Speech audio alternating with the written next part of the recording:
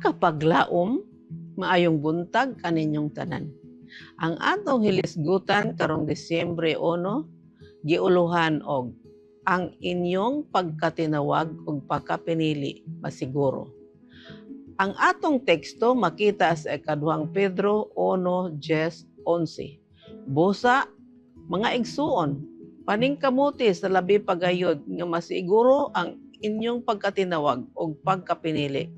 Kay kung inyong himuon kini, dili gayud kamo mahulog ug sa ingon ni ana aduna unyay madagayaong pagpahigayon alang kaninyo sa usa ka madaogong pagsulod ngadto sa dakong gingharian sa atong Ginoo ug manluluwas nga si Jesu-Kristo.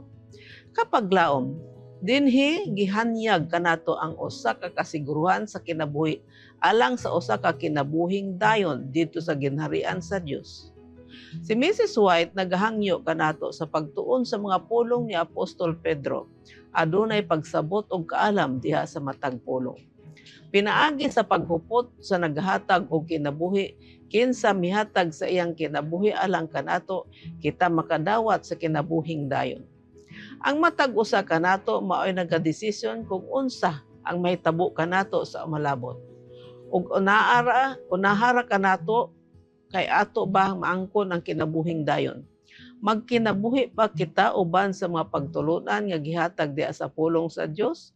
Ang pinakabantugan nga libro sa pagtulunan ni Kristo, mao kini ang pinakadako apan pinakayano nga pagkahanay og sayong masabtan nga libro nga masukad giandam aron sa pagtudlo sa insakto nga pamatasan diha sa pulong, diha sa paggawi, diha sa pagbati.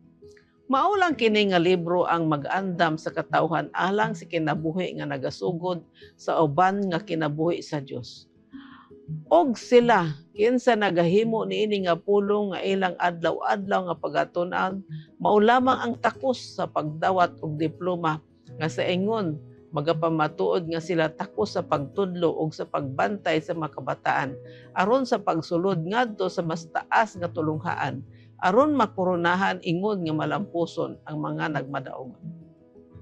Si Jesu-Kristo mao lamang ang maghukom nga anghayan sa mga tawhanong ahente nga modawat sa kinabuhing dayon.